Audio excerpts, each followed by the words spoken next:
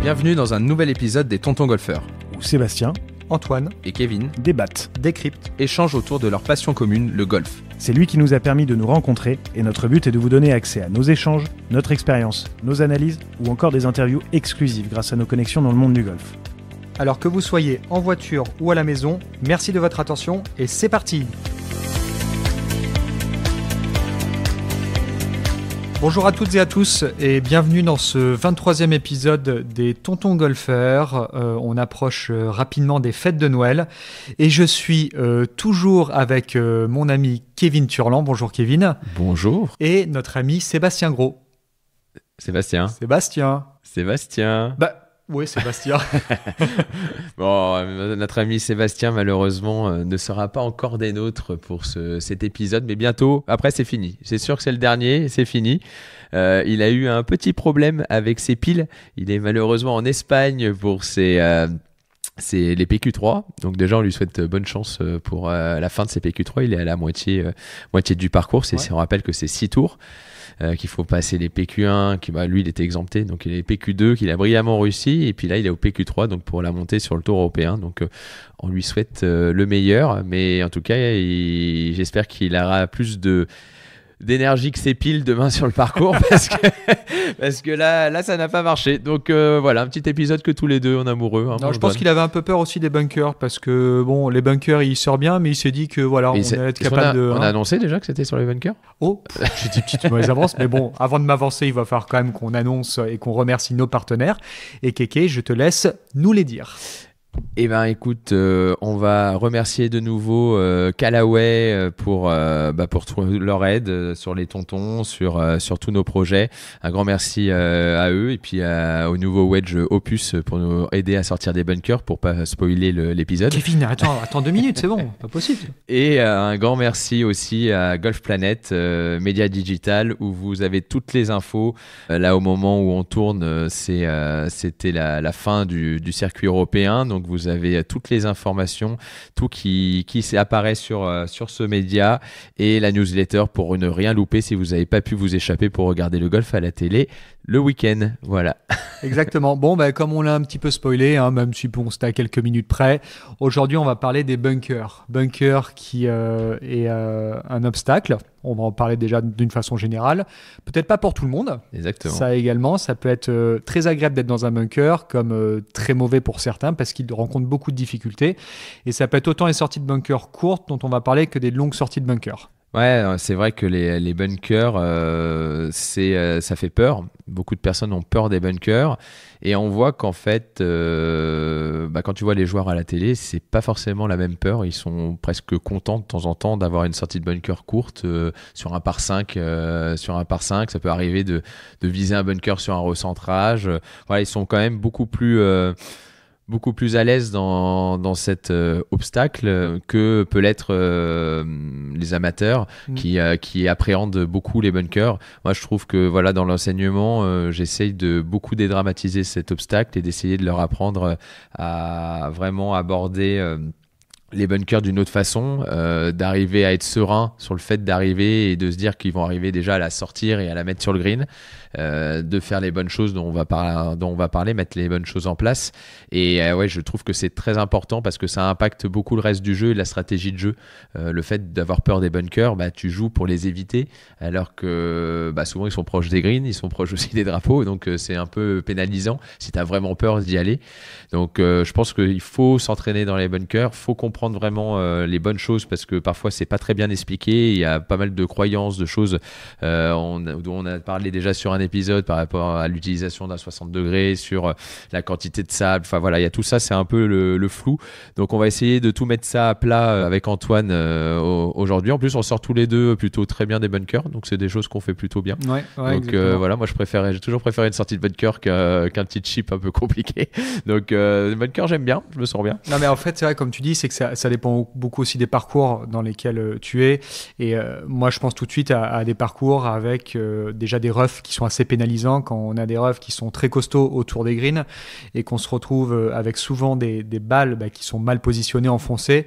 C'est vrai que c'est assez compliqué au final de devoir évacuer cette balle de l'herbe, sachant que le lie ne sera pas toujours un bon lie, d'accord? Notamment, on en parlait tout à l'heure en préparant l'épisode, mais sur les majeurs, sur les US Open, c'était d'ailleurs une remarque de Seb, que il y a des roughs tellement épais qu'en fait t'es bien mieux dans un bunker où t'es bien placé, tu vas pouvoir travailler la balle, mettre de l'effet à la balle et arrêter un petit peu la balle où tu veux, plutôt que d'être dans un gros rough où tu la vois à peine et où tu as une chance sur deux de traverser le green ou qu'elle ne sorte pas. Ouais, exactement. Et c'est vrai que dans ce que tu dis, c'est totalement juste parce que normalement, dans un bunker, la majorité du temps, vous êtes plutôt bien placé.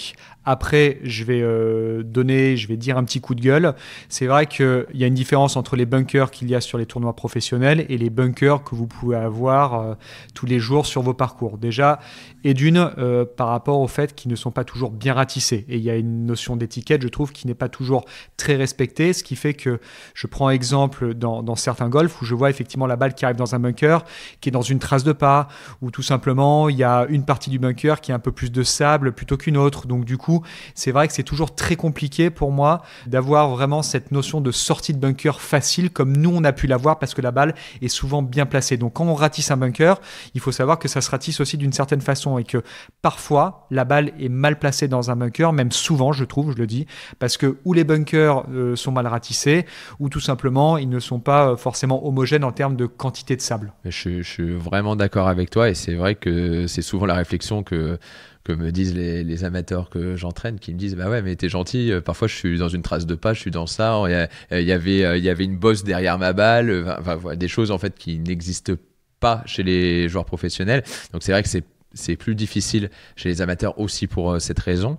Et après, il y a une raison aussi à ça, hein, c'est que chez les pros, c'est très simple. Déjà, sur le circuit européen, ça n'existe pas, ou si ça existe, ils sont filmés, le caddie est viré s'il a pas bien raté. Il y a une amende. Ouais. Il y a une belle amende, mais sur les circuits en dessous, en fait c'était très simple, hein. Moi j'arrivais dans un bunker, je suis dans une trace de pas, j'appelle l'arbitre et puis il constate que je suis dans une trace de pas, il va remonter les parties de devant et puis il va demander qui était dans le bunker au 7 à droite, qui était dans le bunker dans le 7 à droite, qui était le bunker au 7 à droite, et puis hop, c'est moi, d'accord, ça fera tant.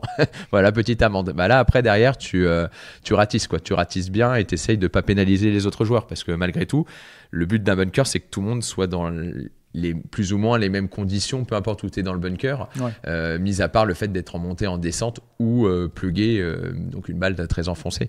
Mais, et pour revenir sur ce que tu disais sur la façon de ratisser, on va vous la dire, c'est que déjà, première chose, on n'essaye jamais de sortir d'un bunker, je parle à pied, quand on veut sortir du bunker à pied, une fois après avoir joué par des lèvres qui sont hautes, on essaye toujours de trouver le point le plus bas.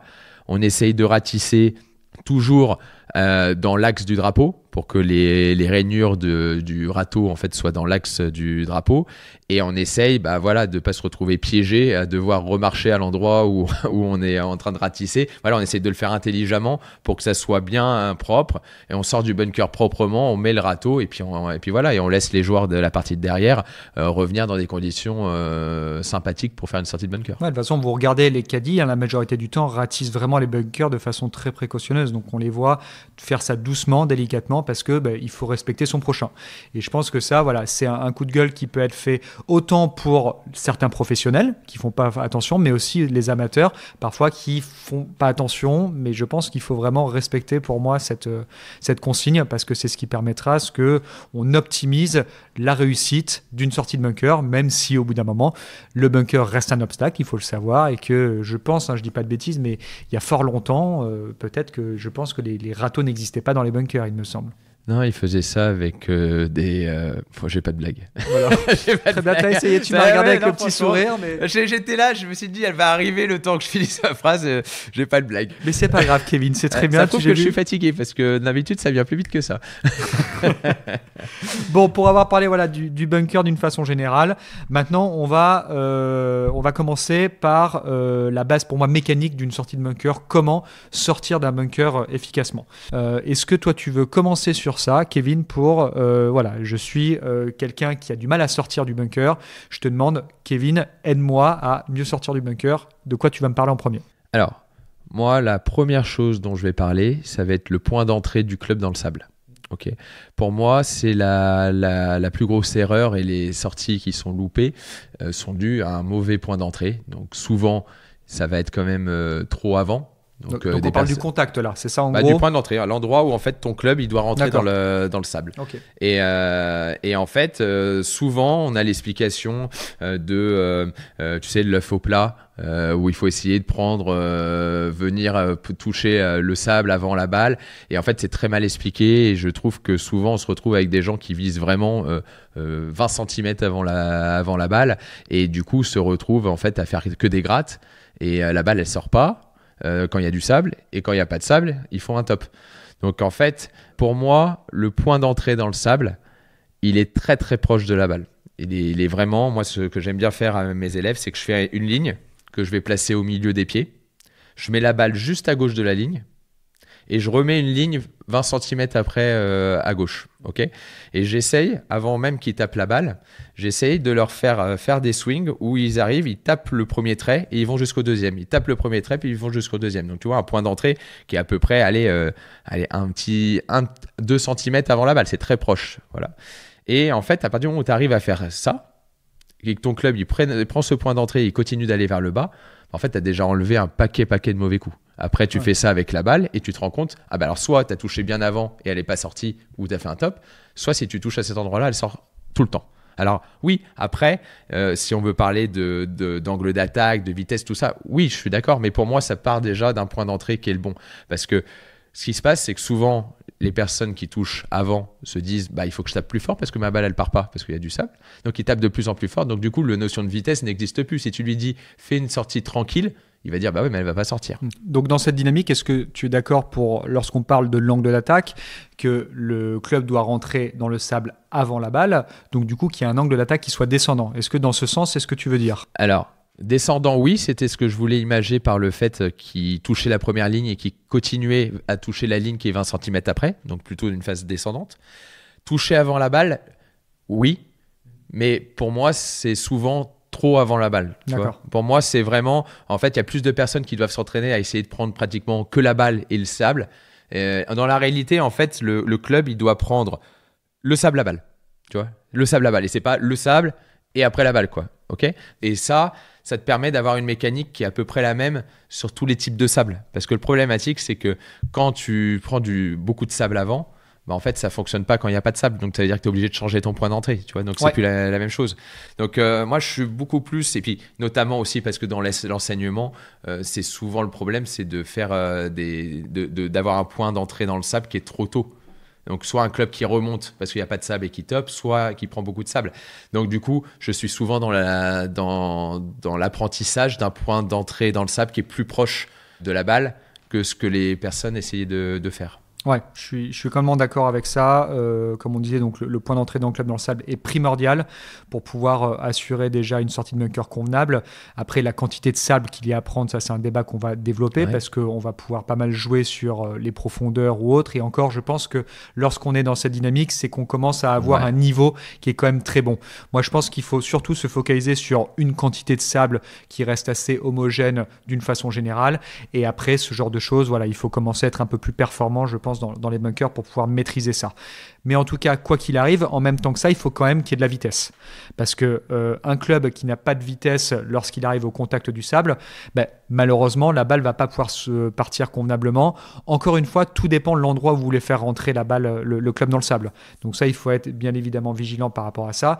Mais on imagine peut-être, est-ce que tu peux essayer de donner une référence? Est-ce qu'on dirait peut-être 1 cm avant la balle, 2 cm? Qu'est-ce que tu as comme image tu as sur ça? En fait, quand vous amusez-vous à mettre une balle dans le bunker et prenez votre club et vous faites un trait avec la semelle de votre club comme ça, pour moi, c'est typiquement dans la semelle. Tu vois, c'est on voit pas l'image, mais c'est 2 cm quoi. Voilà, tu vois. Donc c'est le club qui arrive vraiment là et juste derrière il touche après avoir touché le sable, il touche la balle. Donc c'est vraiment très très proche.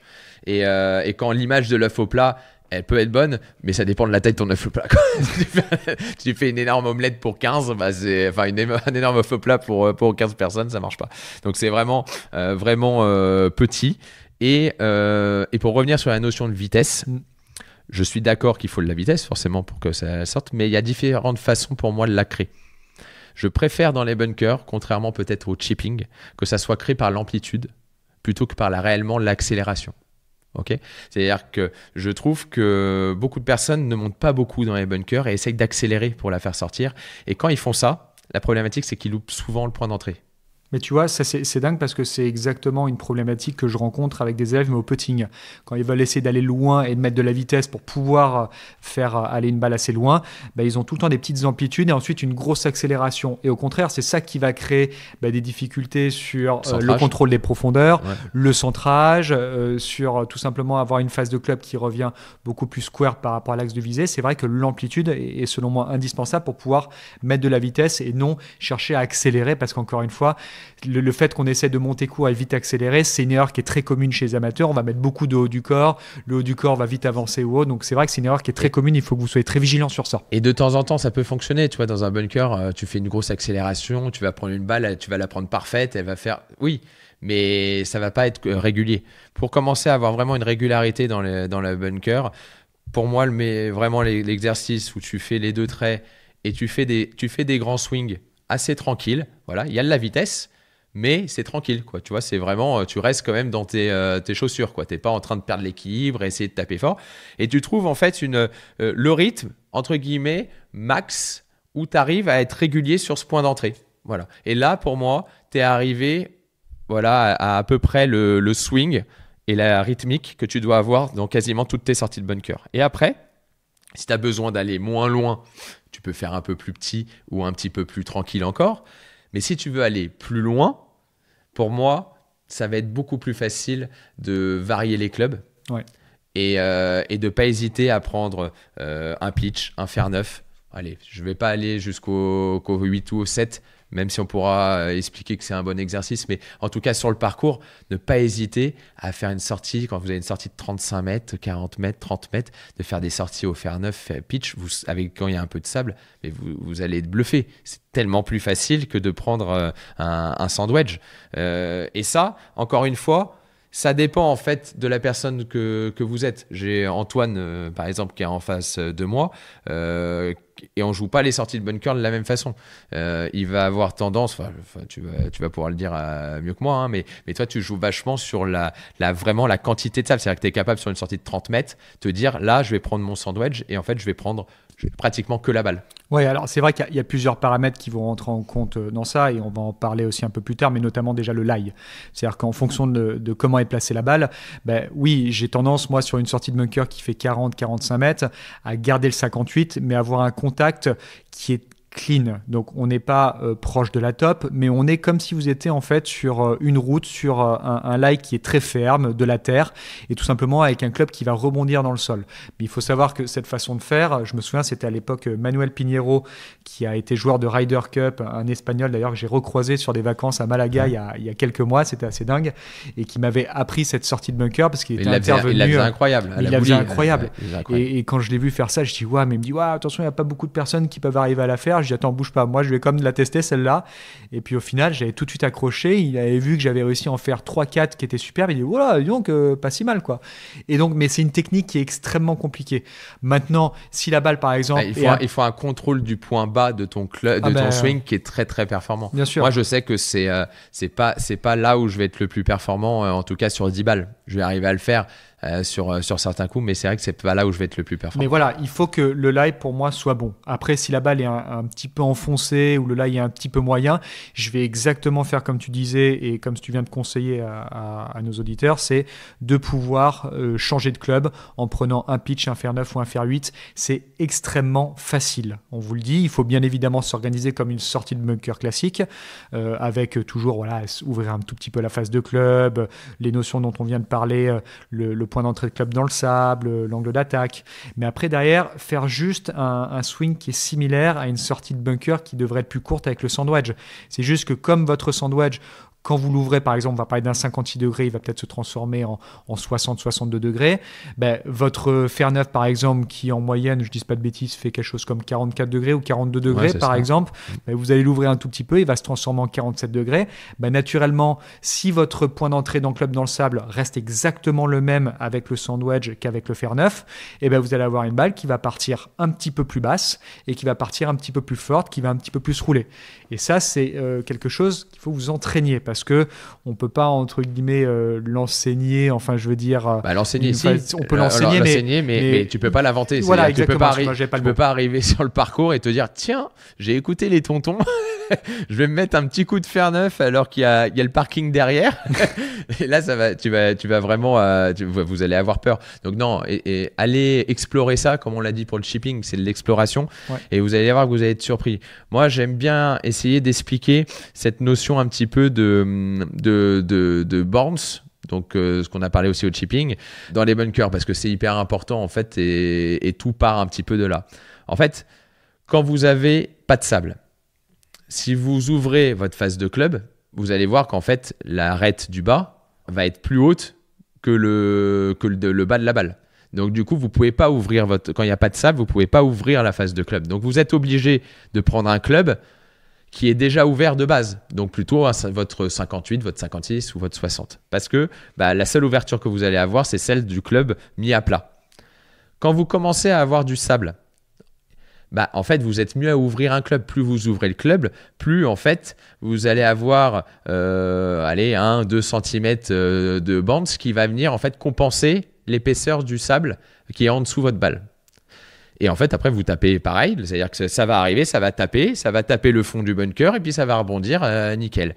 Sauf que là, à ce moment-là, si vous prenez votre 58 et que vous l'ouvrez parce que vous dites qu'il y a du sable, Kevin, il m'a dit que quand il y avait du sable, il fallait ouvrir. Voilà, vous l'ouvrez, mais là, vous avez 80 degrés d'ouverture. Donc du coup, vous allez faire quoi ? Vous allez faire 3 mètres. Et donc là, qu'est-ce qu'il va falloir faire ? Vous allez dire, il faut que je tape de plus en plus fort. Et là, vous loupez votre point d'entrée dans le sable et ça ne marche pas.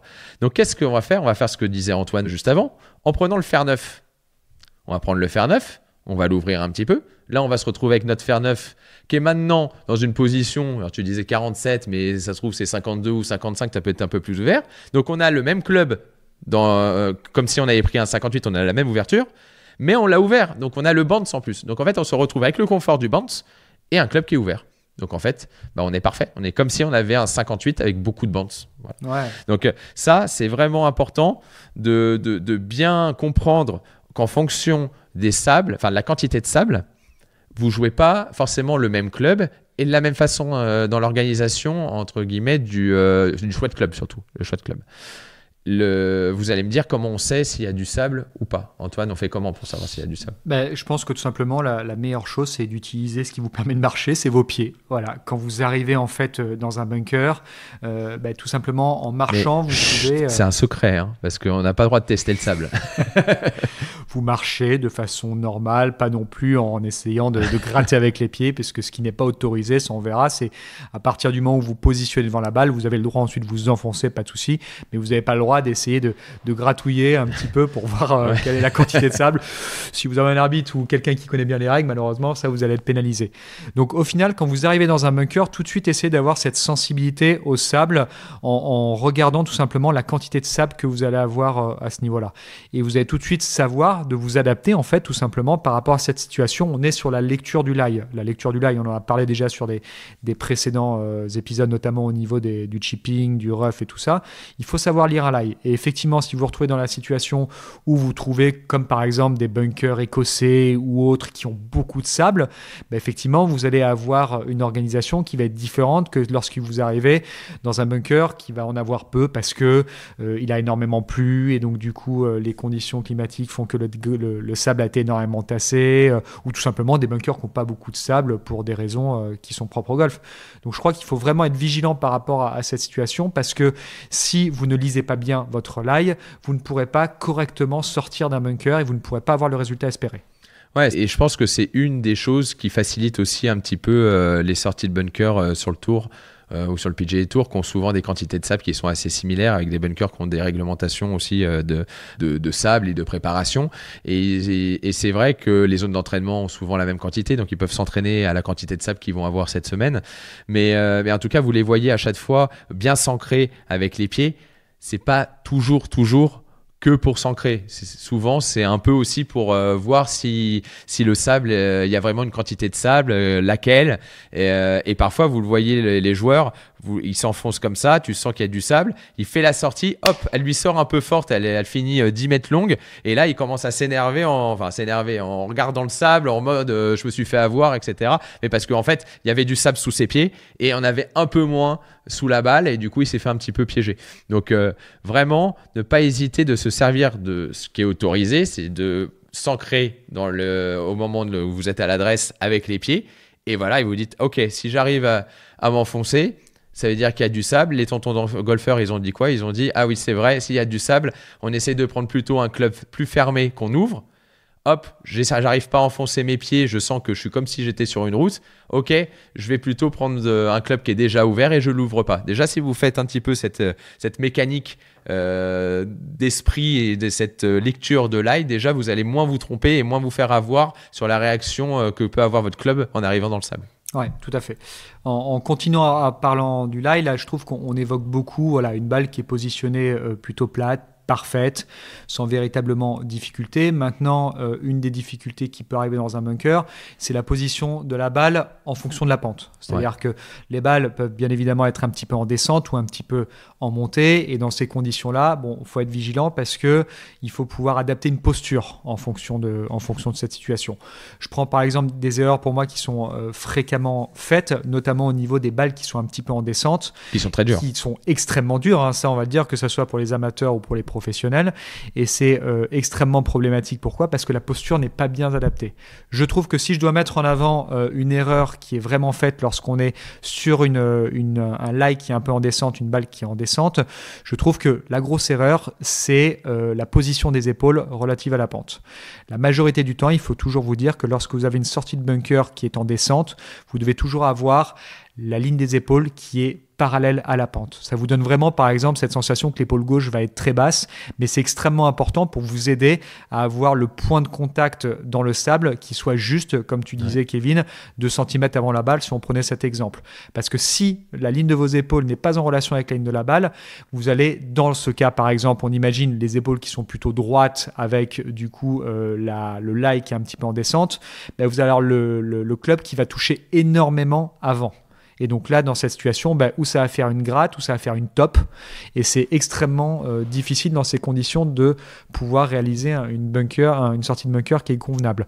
C'est bien évidemment, je trouve, plus facile lorsqu'on a une sortie de bunker en montée parce que naturellement, comme on a le pied droit qui est un petit peu plus bas par rapport au pied gauche, on a naturellement tendance à avoir le corps qui va s'appuyer sur la jambe droite à ce niveau-là.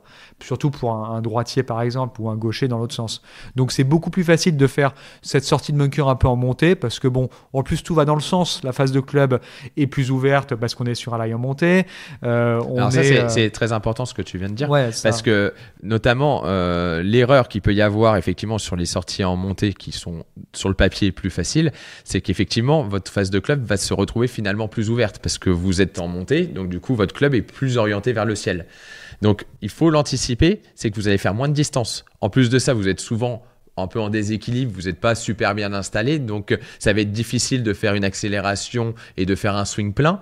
Donc pas hésiter dans ces situations-là aussi à prendre des clubs un petit peu plus fermés. Votre pitch, par exemple, va se retrouver à être assez similaire à votre 58 si vous étiez à plat, le pitch dans la montée. Donc pas hésiter à prendre des clubs un petit peu plus ouverts quand vous êtes en montée.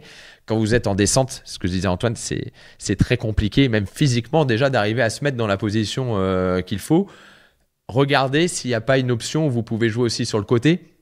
Parce que parfois, on essaye de se mettre en pente pour essayer de jouer vers le drapeau, mais on a une chance sur 2 de ne pas arriver à sortir du bunker ou de la faire trop longue ou de la faire trop courte. Parfois, de jouer un petit peu vers la droite ou vers la gauche, ça peut vous aider à vous positionner de façon un peu plus facile et à arriver peut-être à avoir un meilleur contact. Mais une sortie en descente, que ce soit joueur amateur ou joueur professionnel, c'est toujours très très compliqué. Ouais, et je parlais de la sortie de bunker montée, mais qui peut également être problématique. Hein.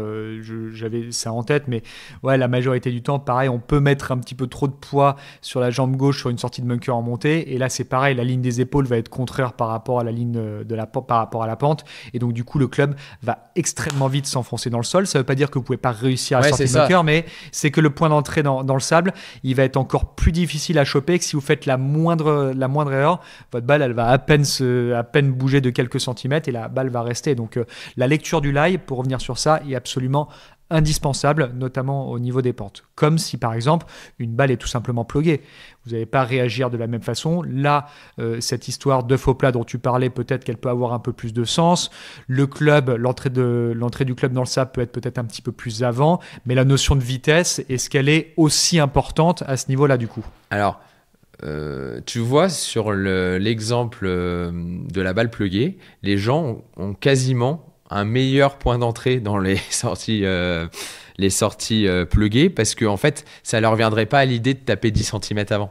Parce que la balle, elle est enfoncée, ils se disent, il faut que j'aille la chercher, tu vois, plus verticale. Tu vois, même si c'est pas dans les mots qu'ils utilisent, ils essayent d'aller la choper, tu vois, directement. Et du coup, ils se retrouvent à taper parfois à un meilleur endroit. Les sorties pluguées, de façon générale, c'est difficile. On voit quand même chez les joueurs professionnels, ils arrivent quand même à la faire sortir assez régulièrement du bunker, avec une balle qui va rouler. Il y a deux façons de les jouer. Moi, j'ai tendance à les jouer souvent que face ouverte. Je me mets le poids un peu plus à gauche et je vais essayer de taper plus verticalement et plus fort. Mais avec une face ouverte pour avoir une balle surtout qui va plutôt sortir un peu molle, on va dire. Et comme j'ai tapé fort, elle va quand même sortir.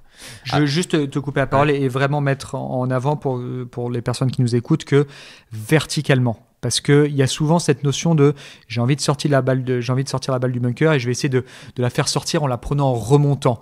Or, dans cette image-là, je donne également un conseil dans ton sens, c'est que j'imagine que c'est vraiment le sable qui va me permettre de faire sortir la balle lorsqu'on est sur une sortie de bunker qui est pluguée. Parce que vraiment, on essaie trop de vouloir essayer de la sortir en montée. T'as aucune chance de toucher la balle en premier de toute façon. Ah ouais, elle est enfoncée. Donc forcément, il faut accepter de prendre le sable. Donc c'est la seule sortie où effectivement, pour moi, il faut quand même accélérer. Il faut vraiment être dans un peu plus d'intensité parce qu'il va falloir aller chercher. Il va falloir aller chercher plus vertical, plus bas. Et il faut bien penser à ce qu'on disait tout à l'heure quand je disais qu'il 20 cm après que le club continue à descendre, c'est que dans une sortie pluguée, comme disait Antoine, il ne faut pas essayer de la sortir en essayant de la soulever parce que vous allez faire ou une gratte ou un top. Donc il faut continuer à arriver à aller vertical et continuer à aller vers le bas après la balle. La deuxième façon de les jouer, c'est les jouer avec la face qui est très droite. Voilà, moi, je ne suis pas un grand fan. La raison pour laquelle on la joue comme ça de temps en temps, c'est dans certains types de sable. En fait, le fait de mettre le club droit, comme on le sait, comme il y a moins de bounce, le club va plus facilement s'enfoncer. Donc, il va aller plus facilement dans le sol et du coup, aller toucher la balle plus facilement. Quand vous l'ouvrez, il a tendance à rebondir. Donc, il faut être sûr que quand vous l'ouvrez, il faut être très vertical. Quand vous le mettez un petit peu plus droit, ça nécessite un peu moins de verticalité et ça peut l'aider à la faire sortir. Moi, je ne suis pas un grand fan, je les joue rarement comme ça. Toi, tu les joues de temps en temps comme ça ? Moi, je les joue comme ça. C'est un système qui est assez fermé et ouvert, on va dire. Ouais. Je vais beaucoup fermer la phase de club au départ, mais parce qu'ensuite, je vais complètement adlofter, donc avoir une action des poignets qui va être encore plus importante pour qu'il y ait vraiment cet esprit de la prendre un peu en cuillère, mais pas en dessous. Okay. C'est ça qui est important. N'écoutez surtout pas ça. C'est à répéter seulement avec des professionnels. Exactement, parce que non, mais c'est une technique qui est extrêmement différente. Et d'ailleurs, quand je fais ces coups d'essai, les gens me regardent en disant c'est pas possible ça. Et moi, la personne que j'avais vu faire ça, je me souviens, c'était il y a très longtemps, c'était Fred Couples. Non, Fred Couples, je l'avais vu qui avait fait comme ça et j'avais trouvé ça hallucinant. Et puis j'avais essayé et j'avais trouvé ça génial. Et je me souviens à l'époque, je sais plus, c'était un de mes anciens coachs, mais il me semble qu'il m'avait appris donc effectivement ces deux techniques. Donc j'avais essayé deux, je me sentais beaucoup plus à l'aise sur ça, mais tout en gardant cette notion de verticalité, c'est extrêmement important pour avoir ce sable qui fait sortir la balle. Donc la lecture du lie est indispensable. Après, si jamais votre balle elle est enfoncée et il n'y a pas de sable, je sais pas. Ouais. Là, non, alors là, c'est vous changez de golf. Là, vous changez de golf. Mais c'est vrai que sur ces notions de mal placé, c'est vrai que nous, quand on jouait entre pros, ça nous arrivait quand même souvent je vais pas citer de pays, mais dans un peu les golfs entre guillemets classiques, pas en tournoi, on essayait de mettre la règle où en fait, à partir du moment où on n'était pas plugué, on ratissait, on faisait rouler la balle. Donc c'est-à-dire que on arrivait, on était en partie amicale, mais on jouait quand même des enjeux entre nous. Quand on arrivait dans un bunker, si vraiment on avait un truc qui n'existe pas entre guillemets chez les joueurs professionnels, on relevait la balle, on mettait un coup de râteau pour la ratisser correctement et on la jetait la balle pour qu'elle roule un petit peu, pour pas vraiment la placer super bien, mais pour qu'elle soit dans des conditions réelles. Si elle était pluguée, ça c'était tant pis pour nous. Mais je vous invite quand même de temps en temps, si vous faites pas des parties entre vous où ça peut créer des problèmes de commencer à faire ça, mettez-vous correctement dans le bunker si c'est vraiment un truc parce que le mec avant vous ou la nana d'ailleurs, ça a pas. Mais j'espère que les femmes sont quand même plus minutieuses que les hommes. Mais franchement, ratissez, mettez-vous correctement dans le bunker. Apprenez à sortir des bunkers correctement dans des conditions qui sont normales pour un bunker. Il y a des fois. Les bunkers, ça n'a pas de sens, quoi. La balle, elle est dans une trace de pas, mais entre temps, il a plus 2 jours. Ça n'a plus de sens. La balle, elle est dans un talon, de chaussures. Enfin, tu vois, pour moi, ça n'a plus de sens, quoi. Donc, n'hésitez pas à vous mettre d'accord avant les parties et pour vous entraîner dans des conditions qui sont sympas et pouvoir faire une sortie de bunker qui soit normale, quoi. Ouais, là on évoque effectivement certains points techniques. Après, il y en a bien évidemment d'autres. Là, avec ce qu'on vous a cité, ça vous permet déjà de comprendre la sortie de bunker, mais il y a des positions à avoir aussi. Et ça, je pense qu'il faut que vous soyez avec votre pro pour qu'il vous explique, parce que nous, à travers le micro, c'est extrêmement difficile de vous donner cette image de la position parfaite que vous devez avoir, à part sentir, par exemple, que le poids du corps est un tout petit peu plus à gauche. Mais je parle de ça pourquoi ? Parce que la majorité du temps, quand on demande à avoir un tout petit peu plus de poids à gauche, le bas du corps va à gauche et le haut du corps reste derrière. Donc vous voyez, c'est pour ça que c'est extrêmement difficile et qu'il faut vraiment vous rapprocher de votre pro pour qu'il puisse vous aider à comprendre toutes ces positions qui sont indispensables pour qu'une balle sorte correctement. Je peux vous aider un petit peu sur la position, même si c'est à l'oral. Après, vous verrez effectivement avec votre pro. Dans l'absolu, moi, il y a 2 choses qui sont importantes. La première, déjà, effectivement, moi j'aime bien donc cette ligne au milieu pour visualiser le point d'entrée. J'ai tendance à croire que chez les amateurs, je mets la balle un petit peu plus au milieu des pieds que à gauche chez les joueurs un peu plus professionnels qui vont pouvoir se mettre dans une position peut-être un peu plus athlétique à gauche avec beaucoup de poids à gauche, chose que tout le monde ne peut pas faire. Donc voilà, si vous avez tendance à toucher quand même très souvent avant la balle, mettez la balle, simplifiez-vous un peu la vie, mettez la balle un tout petit peu plus au milieu des pieds. Ça vous allez devoir vous mettre quand même à gauche, mais ça sera quand même plus facile. Ça, c'est la première chose. La seconde chose dont on n'a pas parlé, c'est l'alignement dans le bunker. Et ça, je me bats quand même pas mal avec mes élèves là-dessus. Pourquoi ? Parce que ça a un peu évolué la façon dont on avait la conception en fait de la sortie de bunker. Avant, on avait l'impression que c'était la face qui donnait totalement la direction. Donc, qu'est-ce qu'on faisait ? On avait tendance à ouvrir beaucoup la face dans un bunker, ok ? Et on tournait d'autant plus le corps pour un droitier vers la gauche pour se retrouver en fait avec la face ouverte mais qui est en face de la cible. Et un corps qui est donc très aligné à gauche. Qu'est-ce que ça provoque ? Ça provoque qu'en fait, on faisait des sorties de bunker et en fait, c'était des balles un peu coupées et sans s'en rendre compte, on faisait quand même une sorte de chemin de club un petit peu vers la cible pour en fait qu'elle revienne quand même vers la cible. Il s'avère qu'on s'est rendu compte que plus la face de club est ouverte, moins elle donne de direction. Donc en fait, si vous vous retrouvez à être aligné très à gauche, vous vous retrouvez en fait à faire, si vous jouez dans l'axe de vos pieds, en fait, la balle, elle finira à gauche. Donc, qu'est-ce qu'il faut faire ? Pour moi, on voit maintenant les joueurs qui sont quand même beaucoup moins ouverts devant la balle comparé à ce qu'on faisait et ce que j'ai appris moi aussi en tant que quand j'étais jeune golfeur. On essaye, t'en vois même maintenant qu'on même les pieds qui sont fermés, donc même orientés à droite. Donc là, c'est encore autre chose. Mais moi, je suis quand même plus partisan maintenant d'essayer d'être aligné, quelques centimètres, un demi-club à gauche de la cible parce que vous ouvrez la face. Mais évitez de vous aligner trop à gauche, de vous ouvrir, parce que la problématique, c'est que vous allez vous jeter en arrière pour essayer de la sortir dans la cible et vous allez faire des grattes. Donc, essayez vraiment de rester, entre guillemets, le plus neutre possible devant la balle, avec une tendance à aligner un peu à gauche, la face légèrement ouverte, mais pas aller dans des excès où parfois, je vois des personnes qui sont vraiment très, très ouvertes devant la balle et qui, en finale, n'arrivent pas à sortir des bunkers. Ouais, c'est vrai qu'il faut être vigilant de ne pas trop tomber dans l'extrait dans ce genre de situation. Après, voilà, je suis d'accord avec toi, mais c'est vrai qu'il y a plein de façons de se positionner dans un bunker en fonction de la hauteur de balle que vous voulez donner. C'était important que tu soulèves ce point-là, mais d'une façon générale, je pense qu'il faut vraiment expliquer qu'il faut s'ouvrir un peu par rapport à la cible, que la phase de club, oui, est forcément alignée un petit peu plus à droite par rapport à la ligne des pieds, et qu'il faut être vraiment dans cette schématique, voilà, selon moi. Mais en tout cas, voilà, c'est important de préciser, de ne pas tomber trop dans l'extrême et que voilà, les évolutions techniques nous permettent de voir que ce qu'on avait avant appris n'était pas forcément totalement juste. Ouais. Voilà, c'est important de voir sur ça. Maintenant, maintenant qu'on a l'ensemble des bases un peu techniques et qu'on vous aide à sortir mieux des bunkers, c'est comment vous vous entraînez efficacement dans un bunker.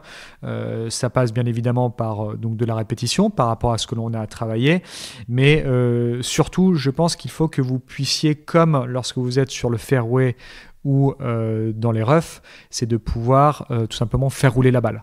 Vous pouvez par exemple, si vous mettez en situation, prendre 5-6 balles et vous les jeter partout dans le bunker et vous les jouer dans la situation dans laquelle elle est.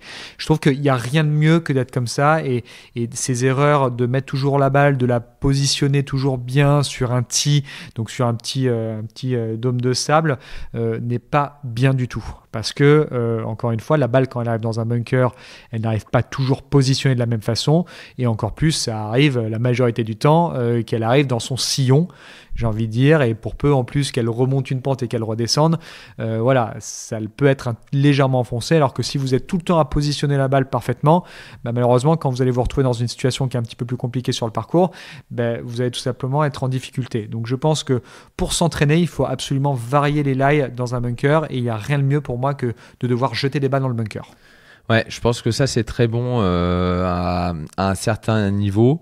Je pense que malgré tout, il faut aussi, contrairement au chipping où il faut faire de la répétition aussi, mais je pense qu'il y a quand même une grosse part d'exploration dans les bunkers. Moi, le niveau de bunker que je vois entre 15 et 35 d'index, donc des gens qui vont quand même régulièrement sur le parcours, je vais dire au-dessus de 35, ils sont encore en évolution et d'apprentissage.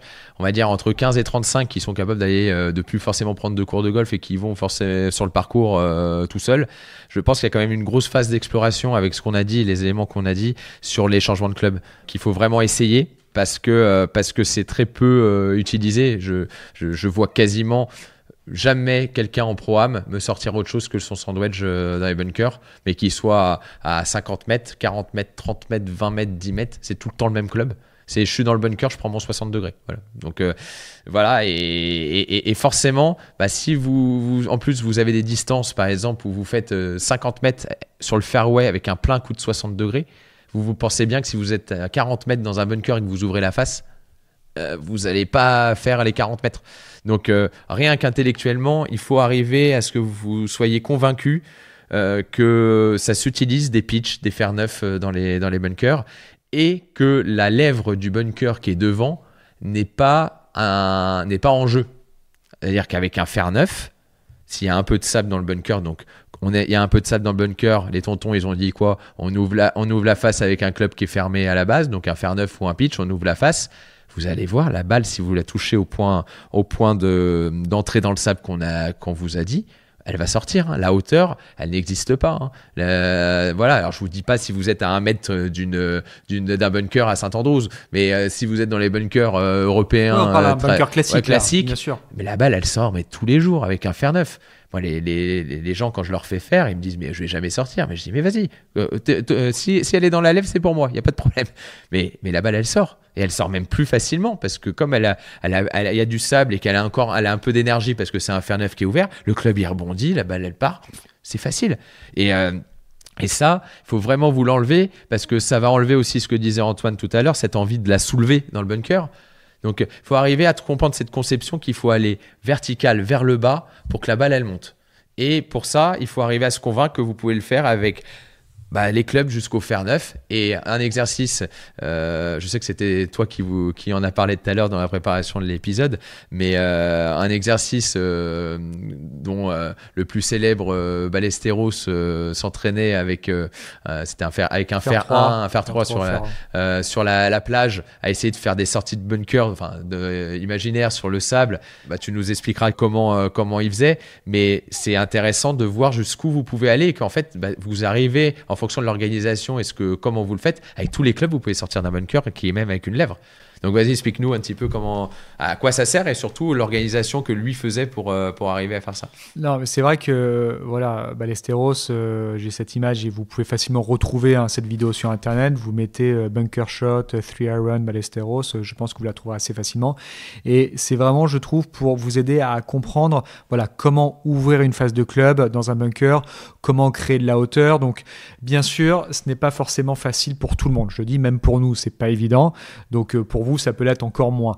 Mais lui, il part dans un extrême. Vous, déjà, le faire tout simplement sur un fer 7, c'est toujours aussi intéressant. Bon, ça dépend bien évidemment de la semelle du club aussi. C'est ce que j'allais dire, c'est que les clubs maintenant sont quand même beaucoup plus épais. Donc c'est plus faisable avec des séries de clubs où vous avez des clubs hyper larges. Lui, c'était une lame, le fer 3 ou le fer 1 qu'il utilisait. Je sais plus si c'est fer 1 ou fer 3 d'ailleurs. T'es sûr que c'est fer 3 ? Ouais, je sais plus. C'était un fer fermé en tout cas. En tout cas, c'était un fer fermé. Mais effectivement, je te laisse finir. Mais c'est avec des clubs. N'allez peut-être pas en dessous du fer 7, fer 8 comme disait Antoine. Exactement. Et c'était pour lui vraiment un intérêt de ressentir cet esprit, d'avoir déjà des mains qui sont très basses au démarrage, parce que plus vos mains sont basses, plus ça va vous permettre en fait d'enlever un peu de loft au niveau du club en abaissant le shaft, et ensuite derrière ça vous permet d'avoir un centre de gravité qui est beaucoup plus bas, et donc cette notion de je joue bien la phase de club, je tourne bien dans la balle avec mes mains qui arrivent bien basses, et le fait tout simplement de vous entraîner quand vous faites ça avec un fer qui est très fermé, tout de suite quand vous allez prendre le sandwich, vous allez voir la simplicité que ça va être, parce que du coup vous allez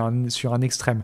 Et lui il le faisait, je pense, surtout pour entre guillemets un peu muser la galerie, et que ça soit aussi par un drill, j'ai envie de dire également, pour l'aider à ressentir ça, parce que clairement on va jamais le voir lors d'une sortie de bunker prendre un fer 3 lorsqu'il a une sortie de bunker de 10 mètres à ce niveau-là. Mais c'est, comme on dit, c'est une façon aussi de s'entraîner pour ressentir quelque chose qui, lorsque vous serez dans une situation qui sera plus simple, on va dire en termes de sortie de bunker, de voir qu'un sandwich c'est extrêmement simple de l'ouvrir, et encore plus un fer 9 ou un fer 8. Déjà, si vous vous amusez à faire ça avec un fer 8 pour derrière apprendre à mettre beaucoup de hauteur avec un fer 8, je peux vous assurer que derrière, lorsque vous aurez un sandwich, ça va être d'une simplicité mais énorme. Et puis vous aurez peut-être moins envie de prendre le sandwich, parce que vous dire en fait je peux le faire facilement avec un pitch ou un 52 ou un approach wedge et pas forcément avec le 60 degrés. Ouais, on va voir que certains clubs vont avoir des bounces, surtout sur les clubs pitch, fer 9, fer 8 qui peuvent être différents, et vous allez voir que le club va peut-être beaucoup plus facilement rebondir, et qu'au bout d'un moment, oui, alors si vous avez une sortie de bunker, vous avez 10 mètres de bunker et vous avez un drapeau qui est collé 3 mètres après la lèvre,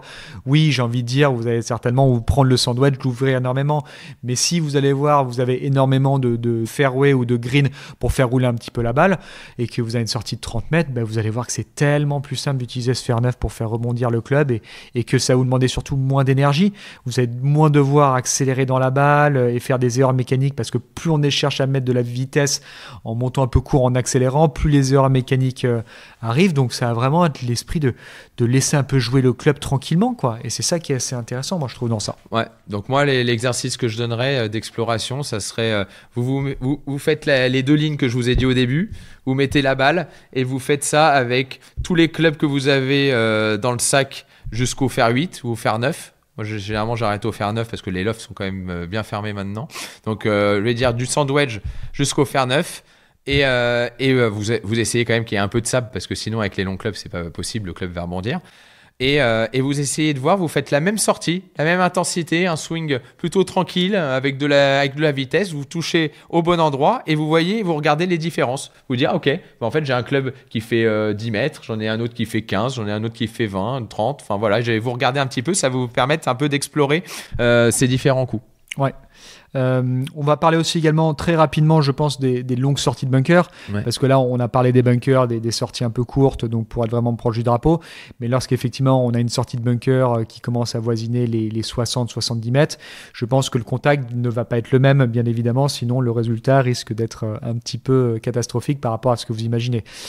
Kevin, est-ce que tu peux déjà nous expliquer quelle va être la différence entre une sortie de bunker courte et une sortie de bunker, même qu'on va avoir 100 mètres, par exemple? Ouais, alors, je dirais entre guillemets jusqu'à 50-60. Vous pouvez effectivement continuer quand même à prendre des clubs un peu plus fermés comparé à ce que vous utilisez normalement pour cette distance-là, tout simplement parce que ça va vous rassurer. Le club, vous allez devoir moins accélérer fort, comme on disait avant, et du coup avoir un meilleur contact. Donc je préfère que vous jouez un coup tranquille avec un club plus fermé pour effectivement avoir un contact qui va être plus facile à avoir. Ensuite, sur plus loin, on va dire 100 mètres et puis plus après, effectivement, ça va être un autre type de sortie de bunker. Ça va être un sortie de bunker où là, pour le coup, on va essayer de plus la jouer comme Antoine le faisait, lui, sur les sorties un peu longues, mais autour du green, c'est-à-dire sur une quantité de sable qui est moindre. Donc là, on va essayer d'avoir un point de contact qui est en fait vraiment au niveau de la balle. Donc on prend ce qu'on appelle une balle clean, c'est-à-dire qu'on essaye de prendre en fait que la balle. Donc un contact balle-terre, du coup, comme si vous étiez sur le fairway. Cette envie vraiment d'aller chercher un divot après la balle. C'est ça. Pour mettre plus de... on va dire avoir un point bas surtout, un point bas de votre swing qui va être plutôt après la balle qu'un tout petit peu avant. Et là, effectivement, il y a une notion de lèvre devant vous. Donc, alors si vous avez un pitch, ça va aller la plupart du temps. Mais si vous voulez commencer à prendre un fair set dans un bunker de fairway, un hybride, un bois aussi, tout simplement. Essayez de regarder quand même si vous êtes plutôt dans le début du bunker. Donc, ça veut dire que vous avez beaucoup de sable devant vous avant qu'il y ait la lèvre. Si vous êtes proche de la lèvre, voilà, parce que ça va dépendre quand même pas mal du choix de club que vous allez devoir faire. Alors il y a un truc qu'on faisait quand t'es gamin et je trouve que ça fonctionne pas si mal, c'est si vous posez votre club au sol, vous le laissez au sol avec la face qui est vers le ciel, vous marchez sur votre face et en fait je trouve que ça va lever en fait le shaft vers le ciel. Tu vois l'image. Et en fait, ça donne à peu près l'angle de décollage que vous pouvez avoir avec ce club. Alors, si vous ne l'avez jamais fait, vous voyez peut-être pas du tout de quoi je parle. Mais voilà, essayez de mettre le club à plat sur le sol, avec la face vers le ciel, et vous appuyez sur la face avec le pied, comme si vous vouliez lever le shaft. Et vous allez voir que avec les clubs longs, il est plus bas, et avec les clubs courts, il a tendance à être relevé beaucoup plus. Et ça, c'est à peu près l'angle de décollage. Ça, c'est pour vous rendre compte un petit peu à quel va être le launch de la balle et donc de voir si c'est possible de passer devant la lèvre qui est devant vous ou pas. Ouais, mais c'est vrai qu'en priorité, bien évidemment, je pense que c'est encore une fois analyser donc l'environnement dans lequel vous êtes. Si vous avez une lèvre devant et que vous sentez le moindre risque à ce que la balle ne puisse pas sortir parce que la distance que vous avez à faire, vous devez prendre un fer 5, mais vous sentez que ça peut être limite pour pouvoir la sortir du bunker par rapport à la lèvre, ne prenez pas de risque. Il vaut mieux que vous preniez votre fer 7 et qu'il vous reste peut-être 20-30 mètres à faire, plutôt que de prendre le risque inutilement et de se prendre la lèvre. Donc il faut être extrêmement vigilant par rapport à l'environnement, il faut être vigilant par rapport au contact. C'est vrai qu'il est primordial d'avoir un contact qui est super dans ces conditions-là, parce que si vous êtes à 100 mètres et que vous grattez la balle, vous pouvez vous retrouver derrière à avoir un coup qui vous reste 80 mètres, même 90 mètres, ou rester tout simplement dans le bunker. Ouais. Donc j'ai envie de dire que la notion de contact est vraiment à peut-être être encore plus vigilant sur ce genre de sortie de bunker, parce que la moindre gratte a un effet en termes de perte de distance qui est extrêmement important et qui peut être très frustrant.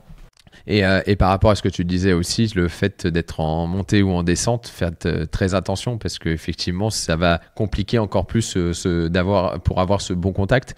Donc, essayez toujours de vous dire, je ne vais pas jouer un coup à fond, je vais jouer un coup où j'essaye de rester en équilibre, d'être bien dans mes chaussures et de faire un rythme que je contrôle, plutôt que de taper un coup en vous déchaussant. Vous allez avoir peu de chances de faire un bon contact. Le point le plus important dans les bunkers de façon générale, c'est le point d'entrée du club dans le sac, et le point d'entrée dans des bunkers de fairway, c'est au niveau de la balle. Vous devez prendre que la balle en premier, enfin la balle en premier. Sur les sorties de bunker autour des greens, c'est un tout petit peu devant la balle, c'est pas 3 mètres avant, mais c'est à rester le plus important. Si vous faites bien ça, déjà, vous allez sortir des bunkers tout le temps.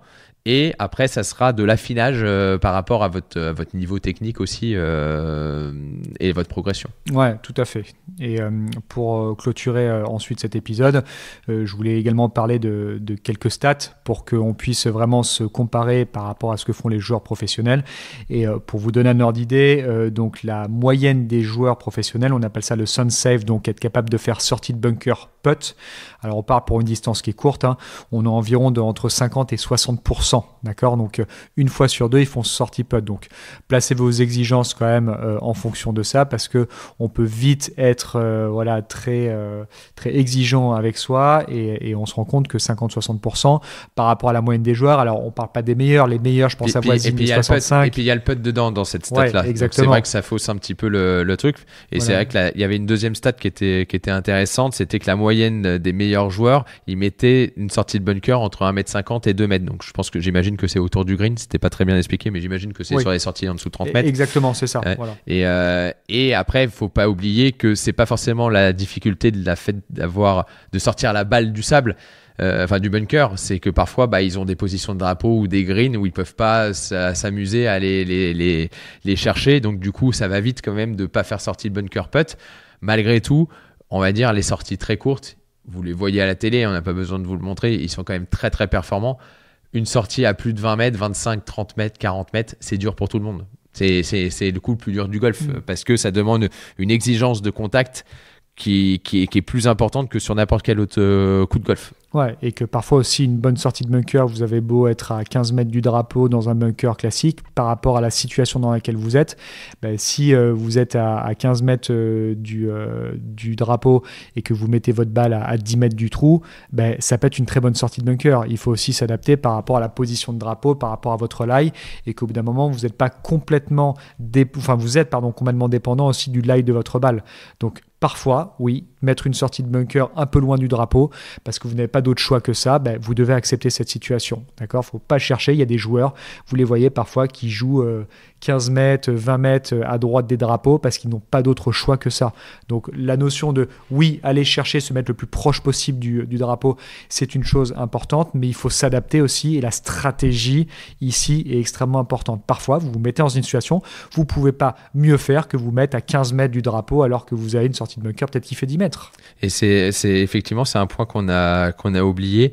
Et effectivement, la stratégie dans le bunker, effectivement, parfois, le meilleur sortie que vous pouvez faire, vous êtes obligé de rester dans le bunker. Ça peut même arriver, par exemple, notamment à Saint-Andrews, etc., où en fait, vous êtes obligé de faire un petit coup pour en fait pouvoir sortir après du bunker. Et dans ça, essayez toujours de regarder quand vous avez des sorties avec beaucoup de bunkers devant vous, s'il n'y a pas un endroit peut-être plus simple, une lèvre qui est plus proche de vous pour pouvoir sortir du bunker. Et ça, c'est une stratégie aussi de un peu conservatrice, mais d'essayer en fait de vraiment se dire je veux prendre un bout de green. Et ça peut être le cas par exemple sur des sorties pluguées où vous savez que c'est très compliqué de faire voler la balle longtemps. Donc pas hésiter dans les sorties de pluguées de regarder où est la lèvre le plus proche de moi pour pouvoir la faire sortir du bunker. Et puis après, je vois comment je peux me débrouiller. Ouais, très bien.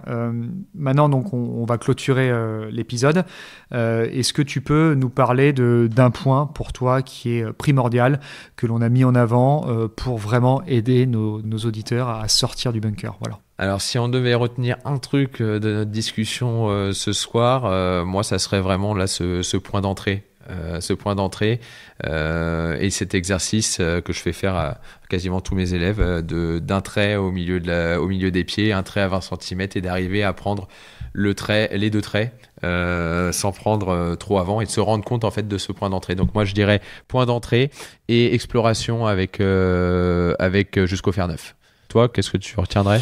Moi, je retiendrais surtout, je vous donnerais le conseil d'être vigilant par rapport au lie de votre balle. C'est-à-dire que quand vous entrez dans le bunker, oui, tous les bunkers sont différents, encore plus dans les golfs dans lesquels vous êtes, qu'elles soient des golfs privés ou publics, il faut le dire.